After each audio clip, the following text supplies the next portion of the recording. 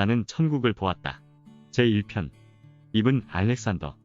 저자는 듀크 대학에서 의학 박사학위를 받고 하버드 메디컬 스쿨에서 10수년간 교수 및 의사로 근무하고 있는 중이다.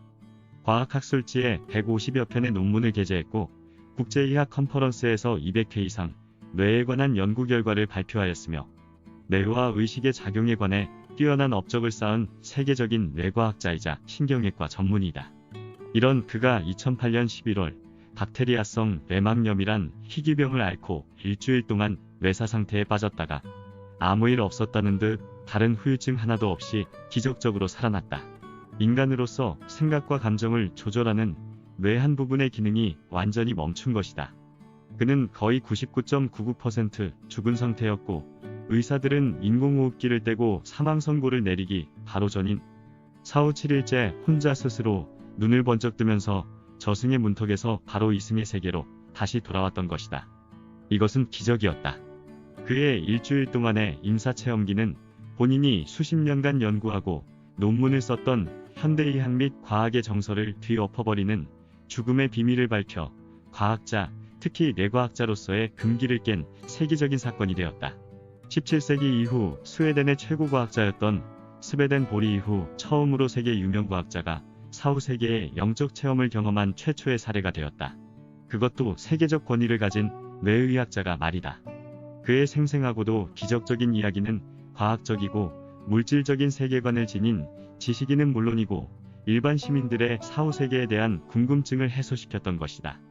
저자인 이븐 알렉산더는 과학과 의학에 헌신하는 삶을 살았다. 현대의학의 도구들을 사용해서 환자들을 돕고 치료하면서 인체와 두뇌의 작동에 대해 더 많이 연구하고 배우는 일이 그의 소명이었다. 이븐 알렉산더 왈. 아무튼 2008년 11월 10일 54세의 나이에 나의 행운은 끝이 났다.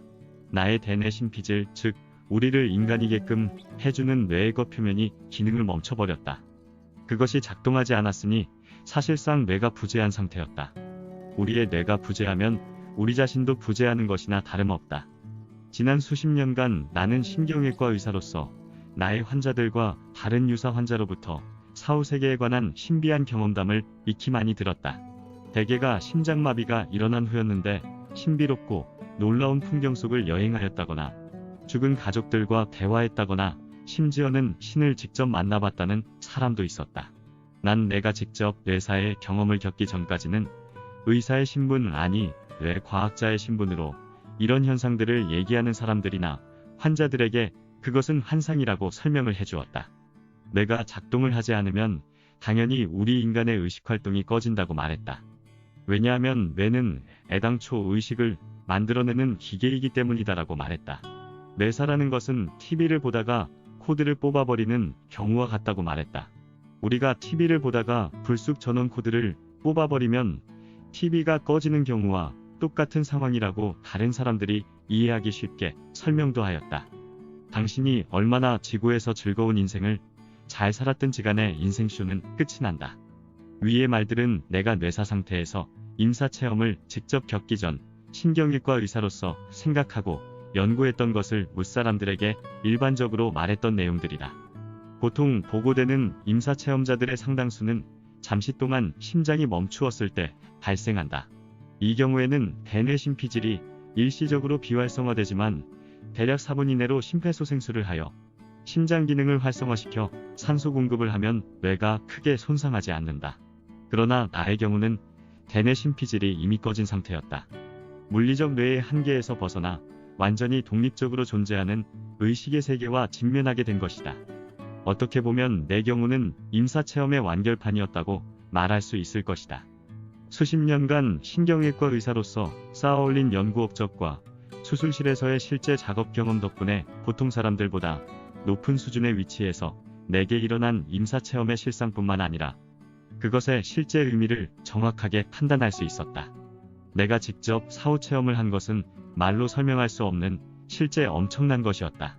결론적으로 육체와 뇌의 죽음이 의식의 종말은 아니라는 것이다. 인간은 사후 즉시 그 영혼은 우주를 향해 날아간다는 것이다. 곧 의식이 뇌를 탈출하여 머나먼 우주로 날아가는 것이다. 더욱 중요한 사실은 우리 인간들 하나하나를 사랑하며 우주와 그 안에 있는 모든 존재들이 궁극적으로 어디로 날아가는지에 대해 세심히 들여다보며 보살피고 있는 신이 존재한다는 사실을 굳게 믿게 되었다. 거대한 지성의 집합체인 신은 반드시 존재한다는 사실이다.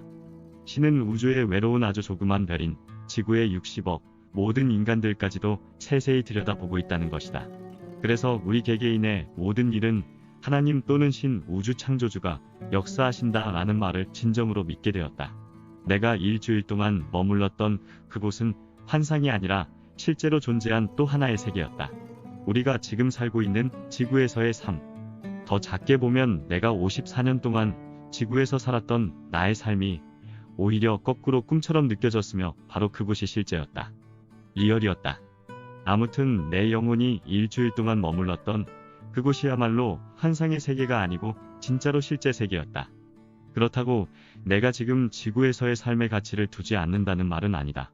단 지구의 삶도 중요하지만 사후 그곳에서의 영생의 삶이 더 중요하지 않을까 생각한다. 아무튼 사후 체험 이후 나는 오히려 지금 살고 있는 지구, 이 지상에서의 삶을 좀 더 의미 있고 폭넓게 보게 된 것이다. 난 사후 세계에 대한 체험을 하고 나서 인간의 삶에 대한 진정한 맥락을 이해하게 되었다.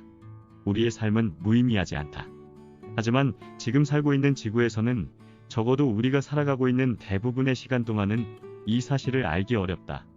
내가 비록 일주일간의 혼수 상태였지만 난 그 기간 동안 인류의 비밀을 본 것이다. 과학적으로 본다면 일주일간 뇌사 상태에 있다가 기적적으로 그리고 온전하게 생환한 사람은 역사상 거의 없는 것으로 알고 있다. 아무튼 위의 모든 일들은 뇌과학 및 의식 연구의 최신 개념들을 접한 내가 의학적으로 추론하고 최종 분석해서 내린 결론들이다. 내 인생 역정의 이면에 있는 모든 진실을 깨닫는 순간 나는 모든 사람들에게 이것을 반드시 말해야 한다는 것이 나의 의무인 것을 알았다. 이 작업을 제대로 해내는 일이 지금 내 삶의 중요한 과제가 되었다. 그렇다고 내가 신경외과 의사로서의 직무나 내 삶을 포기하겠다는 뜻은 아니다. 다만 우리의 삶이 육체나 뇌의 죽음과 더불어 같이 끝난다는 것이 아님을 이해하게 된 특권을 누리게 된 지금, 이 몸과 이 지구를 넘어서 우주를 통해 내가 본 것에 대한 것들을 사람들에게 알리는 것이 나의 의무이자 소명이라 생각한다. 이것은 진실이고 진리이기 때문이다.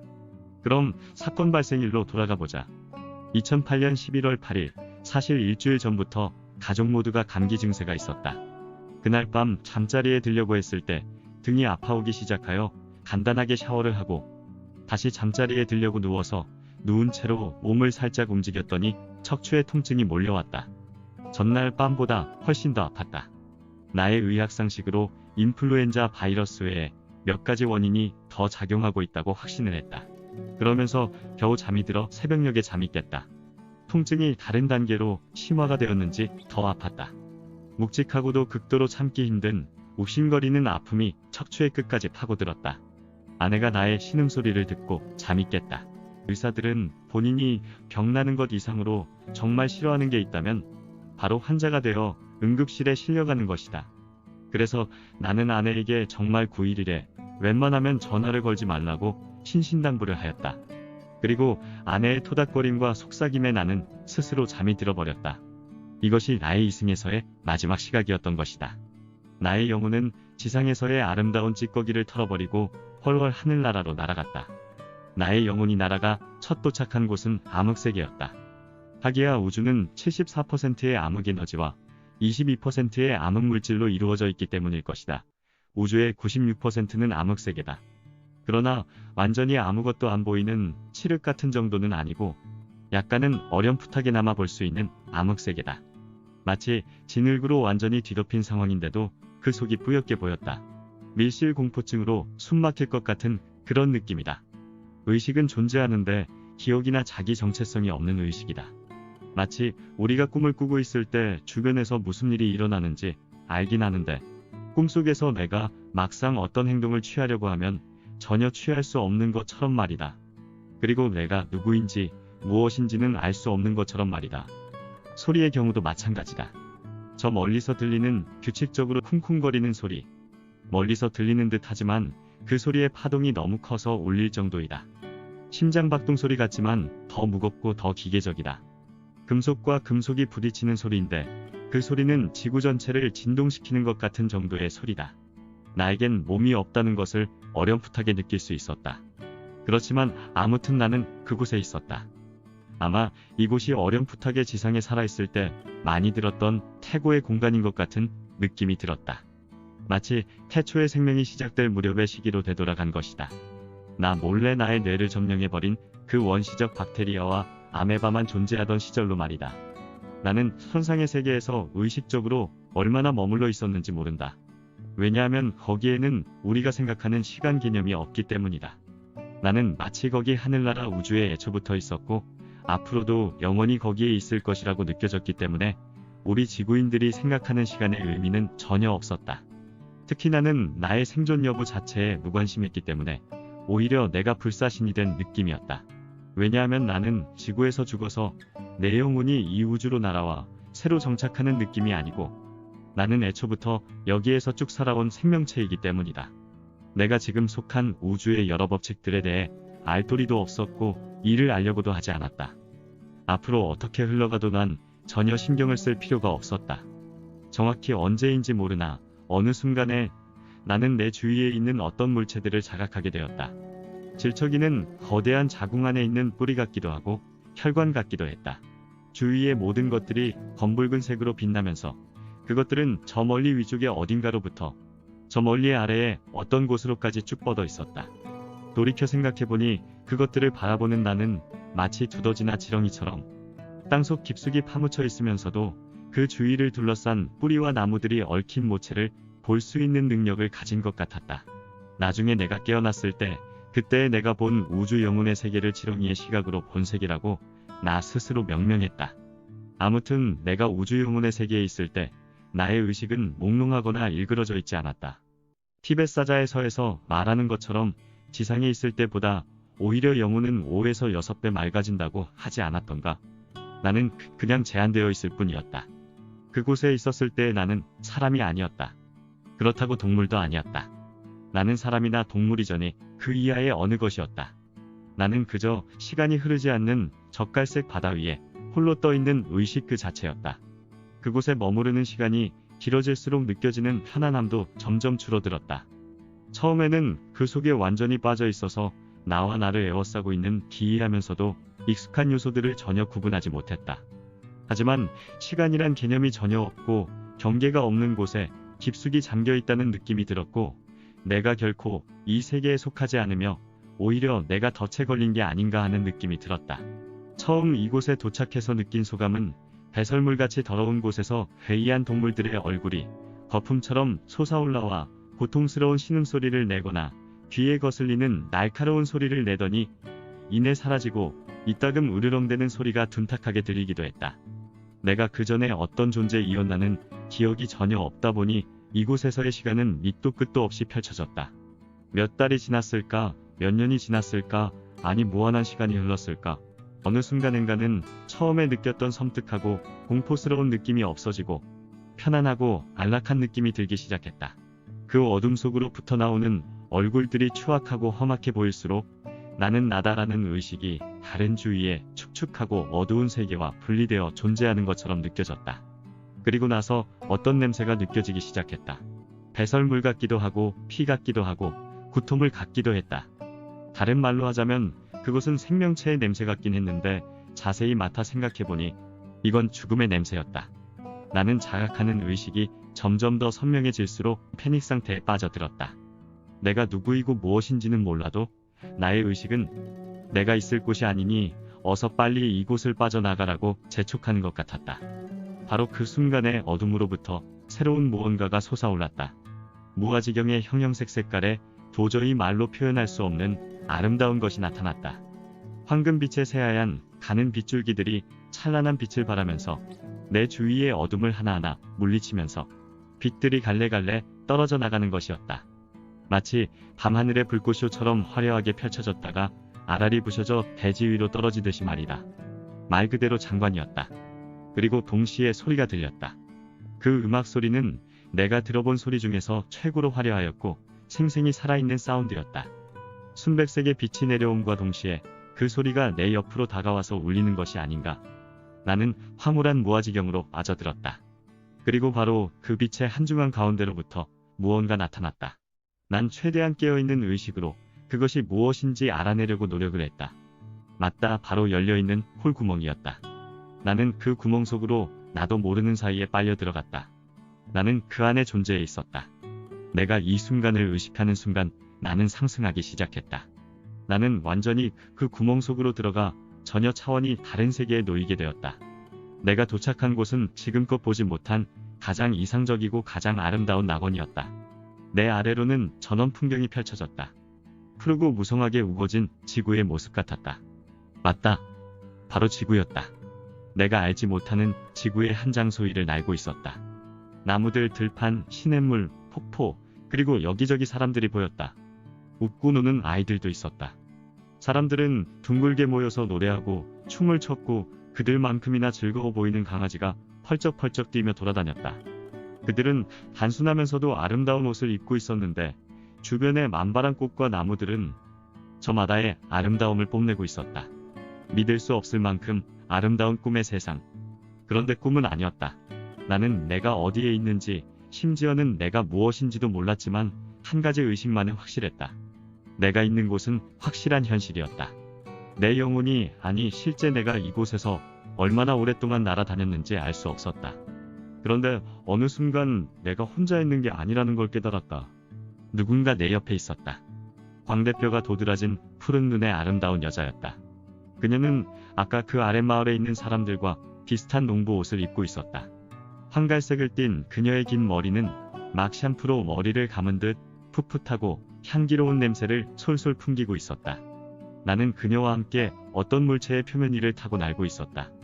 그것은 이루 말할 수 없이 생생한 색채를 띤 복잡한 무늬를 가진 나비의 날개였다. 우리 주변에는 수백만 마리의 나비들이 있었다. 거대한 파도를 이루는 무수한 퍼덕거림이 아래쪽의 푸른 나무들 속으로 들어갔다가 다시 나와서 우리에게 돌아오곤 했다. 나비들이 각각 별개로 노는 것이 아니라 모두가 한 몸이 되어서 마치 거대한 생명과 색채의 강물이 되어 하늘을 가로지르며 날고 있었다. 우리는 둥근 고리 모양의 편대비행으로 여유롭게 만발한 꽃들을 지나쳤다. 우리가 가까이 스칠 때마다 나무의 봉우리들은 활짝 피어났다. 여인의 옷차림은 간소했지만 파스텔 톤의 연한 블루 색깔은 주변의 모든 사물들처럼 아주 강력한 느낌이었고 너무나도 생생히 살아있는 느낌이다. 그간에 어떤 힘든 일을 당했다 할지라도 지금까지 살아온 삶 전체가 진실로 살만한 가치가 있었다고 느꼈다. 그렇지만 그녀의 눈빛은 다정하거나 사랑을 어필하려는 로맨틱한 눈빛은 아니었다. 지상에서 우리가 경험한 모든 종류의 사랑을 넘어선 듯한 그런 눈빛이었다. 그녀의 눈빛은 거짓과 위선을 전혀 모르는, 내가 지구에서도 한 번도 보지 못했던 순수하고 참되고 사슴 같은 우수를 담고 있는 커다란 눈이면서도 영롱한 눈빛이었다. 아무튼 영적인 차원에서 지구인보다 훨씬 더 레벨이 높은 차원의 영롱한 눈빛이었다. 그녀는 나에게 어떤 언어도 구사하지 않고 무언가 텔레파시로 전달했다. 그 메시지는 바람처럼 나를 관통했고 나는 그 메시지가 진실임을 금방 깨달았다. 지금 내가 겪고 있는 이 상황이 실체가 없는 덧없는 환상이 아니라 진짜 현실이라는 것이다. 그녀가 나에게 준 메시지는 다음과 같았다. 그대는 진실로 사랑받고 있고 소중히 여겨지고 있어요. 영원히 그대가 두려워할 것은 아무것도 없어요. 그대가 저지를 수 있는 잘못은 아무것도 없어요. 이 말을 들은 나는 깊은 안도감이 몰려왔다. 마치 평생 동안 전혀 이해하지 못한 채로 살아온 인생이라는 게임의 규칙이 적힌 비밀 쪽지를 건네받은 느낌이었다. 그리고 그녀는 다음과 같은 말을 텔레파시로 또 전달을 하였다. 우리는 여기서 당신에게 많은 것을 보여줄 거예요. 하지만 결국에는 당신은 다시 지상세계인 지구로 돌아갈 것이에요. 난 궁금했다. 어디로 돌아간다는 말인가? 언뜻 내 영혼의 뇌리에 스쳤다. 난 지금 천국에 있는데, 그리고 어엿하게 존재하고 있는데 말이다. 순간 내가 어디서부터 날아온 건가? 하는 의구심이 들었다. 나는 바로 여기에 존재하는 오직 나인데 말이다. 이 말은 나중에 내가 기적적으로 생還하여 생각해보니 사후에 영혼이 되어 천국으로 날아가면 지구에서 살았던 기억, 즉 천국에서의 나 관점에서 보면 전생이 되는 것인데, 그 전생에서의 삶의 기억들은 천국에서의 나 영혼의 뇌리에는 리셋이 되어버린 것이다. 지금 생각해보면 그녀는 나를 천국의 세계를 안내하는 안내용인인 천사이지 않았나 생각된다. 17세기 스웨덴의 최고 과학자인 스베덴보리가 영계 탐험을 했을 때 스베덴보리를 데리고 다니면서 천국의 여러 단계의 세계를 보여주고 안내했던 안내용인인 천사들인 것이다. 나 이븐 알렉산더는 누구 말에 현혹되어 귀가 쫑긋해지며 남의 말을 순순히 믿는 감상주의적인 단순한 사람은 아니다. 나는 하버드 의대 메디컬 센터에서 교수 및 신경외과 의사로서 특히 뇌과학 분야에 수십 년간 근무하면서 죽음이 어떤 모습으로 다가오는지도 잘 알고 있고 환자를 살려내려고 수술대에서 여러 시간 사력을 다했으나 결국은 인간의 몸이 생명력을 잃은 물체가 되어버렸을 때의 기분이 어떤지는 아주 잘 알고 있다. 그래서 나는 죽음이라는 고통을 다른 사람들보다는 더욱더 잘 알고 있다.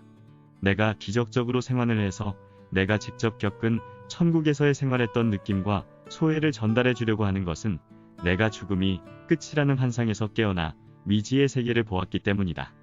사실 나도 그 이전까지는 철저한 현실주의자였지만 지금은 아니다라고 단호히 말한다. 그리고 앞으로의 나의 소명은 뇌과학자로서 임무를 충실히 이행하면서 영혼의 세계, 미지의 세계, 천국에서 본 모든 것들을 우리 인류에게 진실을 전달하는 것이 나의 소망이며 우리 지구 인간 모두가 깨달음의 경지에 도달하는 것이 나의 간절한 바람이다. 그럼 오늘은 여기서 이만 줄일까 합니다. 모두들 행복하십시오. 감사합니다.